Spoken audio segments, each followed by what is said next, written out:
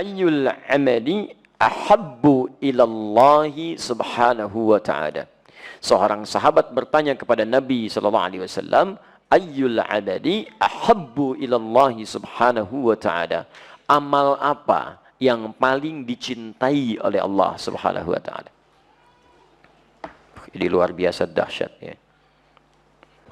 Artinya, amal ini sangat dicintai Allah. Konsekuensinya ketika antum mengerjakannya, antum pun bisa meraih cinta Allah subhanahu wa ta'ala. Nah, sekarang perhatikan baik-baik, apa gambarannya seseorang yang dicintai oleh Allah. Jika seseorang sudah dicintai oleh Allah subhanahu wa ta'ala, maka yang pertama Allah berikan akan mengampuni seluruh dosanya. Dalil yang ditemukan di Quran, surah ketiga Ali Imran ayat 31, paling kiri sebelah atas. Qul in kuntum tuhibbunallaha fattabi'uni yuhibbukumullah. Katakan Muhammad, jika kalian serius mencintai aku, ikuti aku, ikuti sunnah petunjuk Nabi SAW. Poinnya, lihat, yuhibbukumullah, maka Allah akan cintai kalian. Cintai. Nah, ketika Allah mencintai seorang hamba, apa yang diberikan? Wa yaghfir lakum dzunubakum. Yaghfir dzunub. Ya. Dzunub itu jamak dari kata dzambun. Kalau dzambun itu baru sedikit. Tetap dosa. Tetap dosa. Cuman dosanya tidak sebanyak yang ini bentuk jamak. Ya, Allah menurunkan kalimat dzambun misal di Quran surah Ghafir, surah ke-40. Kan? Allah sampaikan ayat ketiga, ghafiriz dzambi wa qabilit taubi. Ghafiriz dzambi. Ghafir dipasangkan dengan dzambun. Tapi kalau sudah jamak bentuknya banyak, maka berubah bentuk dzambun jadi dzunubun, bentuk jamak. Ya. Nah, kalau seseorang dicintai oleh Allah Subhanahu wa taala, maka kalimat Al-Qur'annya mengatakan wa yaghfir lakum dzunubakum, bukan dzambakum tapi dzunubakum. Berpeluang semua dosanya. Siapa di antara kita yang tidak punya dosa saat ini? Boleh unjuk tangan? Serius, saya pulang. Ya kan? Sudah, gitu kan? Ya, siapa? Saya masih punya dosa, gitu kan?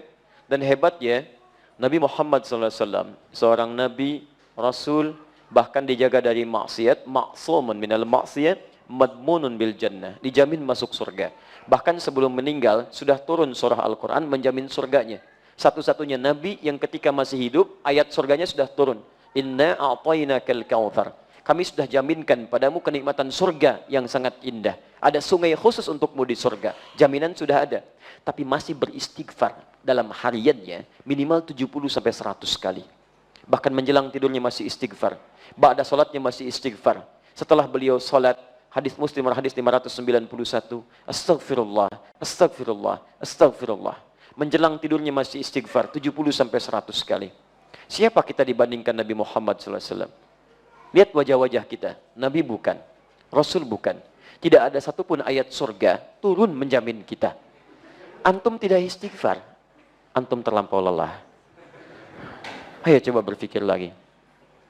Nah, jelas ya?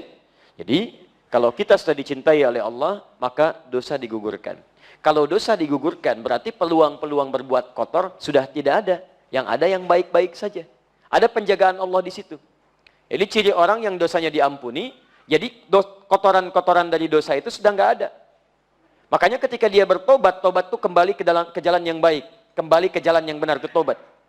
Nah, orang yang tobatnya benar, seperti gambaran di Quran surah keempat, ayat 17 sampai dengan 18, paling kiri sebelah bawah.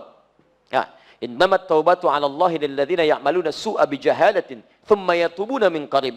Ketika dia bersegera tobat dari dosanya, cirinya apa? Salah satunya selain mengakui dosa, menyesalinya, dan meninggalkannya. Jadi dia nggak kerjakan lagi kalimat ini.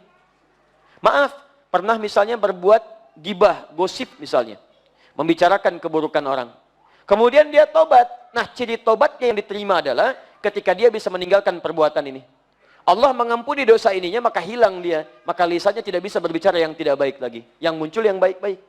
Makanya kalau orang diampuni dosanya oleh Allah, masih hidup dia di dunia, orang ini akan dijaga dari perbuatan yang tidak baik. Baik. Katanya baik. Sampai ke ujung kakinya. Gosip, hilang. Selesai. Saya tidak, Ustaz. Alhamdulillah. Alhamdulillah. Tidak seperti akhi yang itu tuh. Ah, sama. Belum diampuni. Baik. Jelas ya? Jadi sahabat ini ketika bertanya, saya penting teruskan karena di sini tidak ada syarah demikian.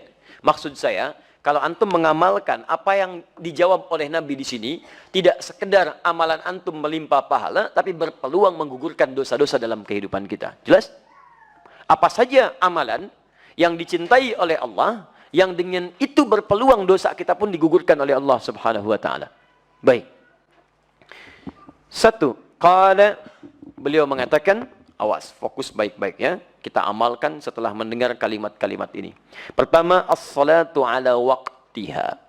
As-salatu ala waqtiha. Salat tepat pada waktunya. Baik. Kalau ada waktu,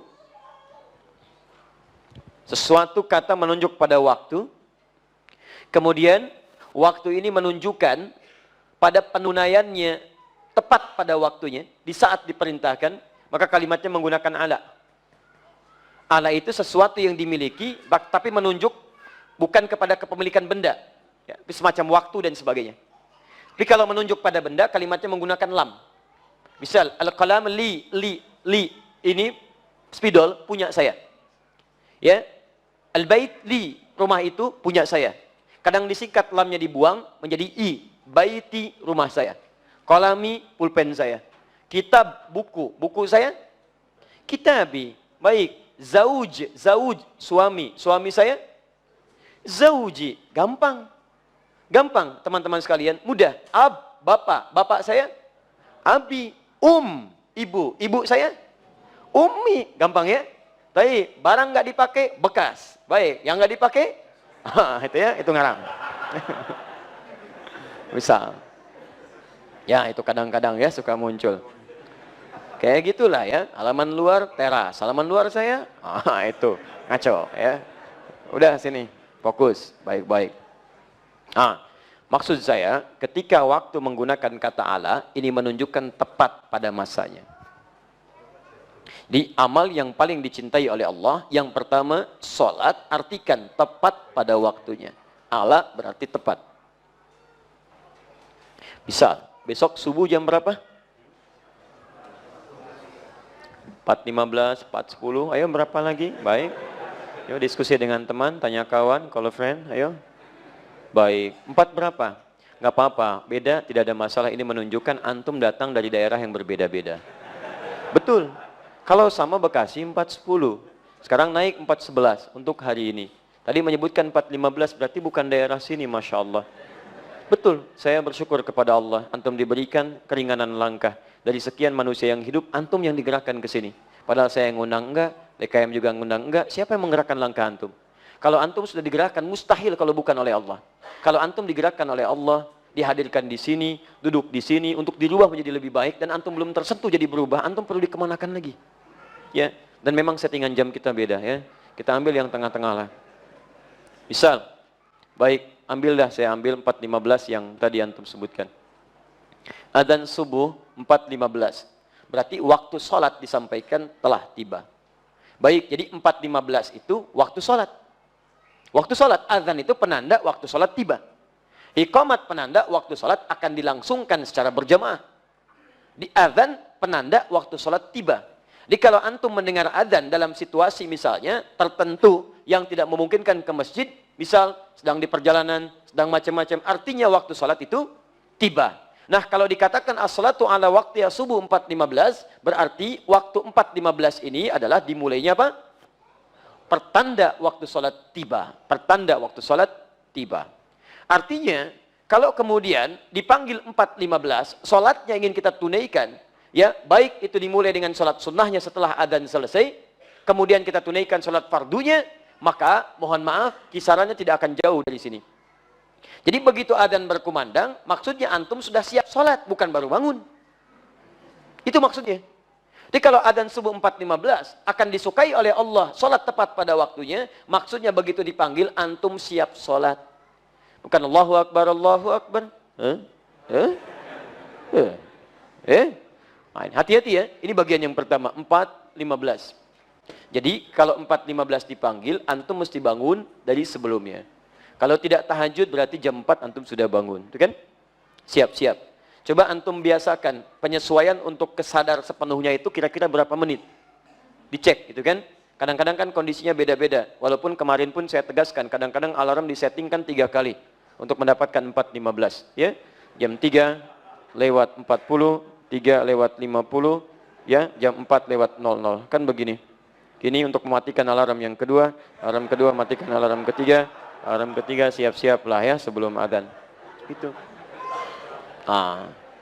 Sekarang kalau kita ingin mengecek di mana tingkatan kita, layakkah kita mendapat ampunan Allah? Antum ini memohon kepada Allah, ampuni dosa saya Allah, ampuni dosa saya Allah. Lalu Allah beri jalan untuk mengampuni dosa antum. Kenapa antum nggak ambil? Jalannya apa? Nih, buru waktu sholat, tunaikan tepat pada waktunya. Dia orang-orang yang terbiasa datang tepat pada waktunya, direspon tepat waktu, respon tepat waktu. Semakin dia melekat dengan Allah, kedekatannya tergabung, maka disitulah kemudian hubungan kedekatan itu melahirkan perhatian Allah yang lebih kepadanya.